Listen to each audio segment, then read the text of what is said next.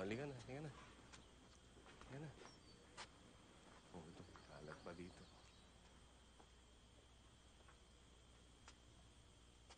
Ano yun?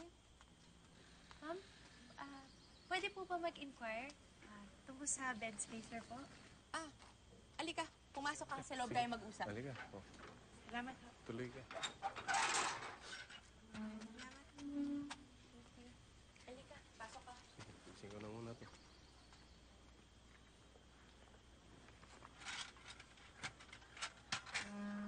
O, nakita mo naman na yung boarding house. Ano nga ulit ang pangalan mo? Margarita Nepomuceno po. Pero Maita na lang po yung tawag niya sa akin. May tanong trabaho mo? Bale, promodizer po. Ito nga pala yung mga patakaran dito sa boarding house. Una, bawal kang umuwi ng past 1 a.m. Pangalawa, bawal kumain sa loob ng kwarto. Siyempre, pangatlo, bawal magnakaw. At ang pinaka-importante, bawal magdala ng lalaki sa kwarto. Siya nga pala, mister ko si June. Good afternoon po.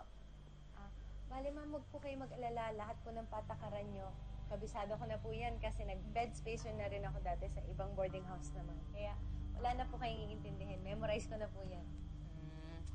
Mabuti na yung malinaw.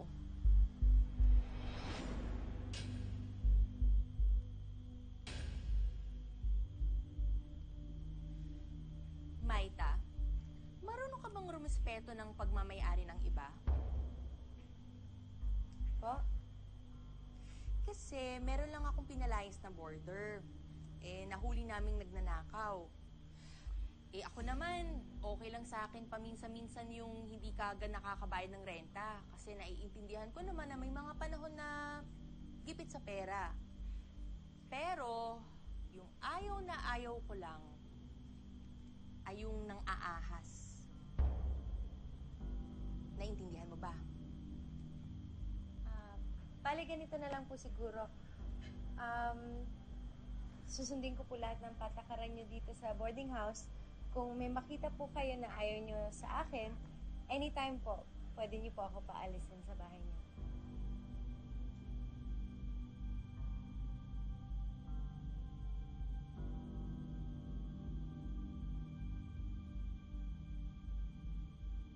Ang kalilipat lang na boarder na si Maita, maganda, bata, at higit sa lahat, mas sexy pa sa kanya.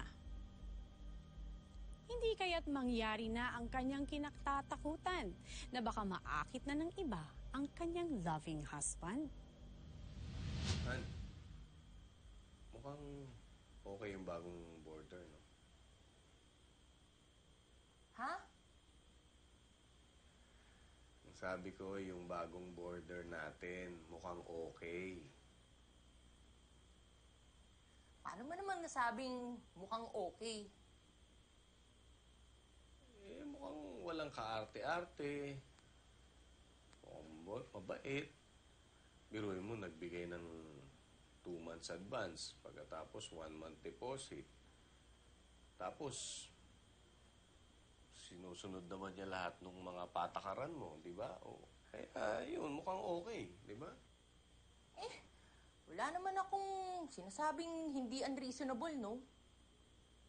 Ikaw naman, sumit agad. Ang ibig ko lang naman sabihin, Ano? Anong ibig mong sabihin?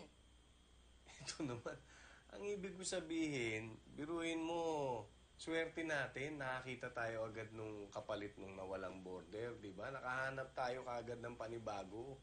Mukhang mabait pa. Hay nako, June, ang sabihin mo, nagagandahan ka sa kanya at naseseksihan ka pa. Ikaw naman, oh. Alam mo naman na para sa akin, ikaw lang ang sexy. Ikaw, at ikaw lang. Ay nako, tigil-tigilan mo nga ako. Ikaw talaga. Gusto mo patunayan ko sa'yo. Ay nako ikaw iwas ka dun Ano, bakit? Ikaw naman wala ka pa bang tiwala sa akin? Ano, patunayan ko kung ano. Tumigil. Nguya! Ano ba yan? Ikaw naman, panira ka naman eh. Hindi nakakatuwa, no? Nandun na eh. Ay nako, ewan ko. Ikaw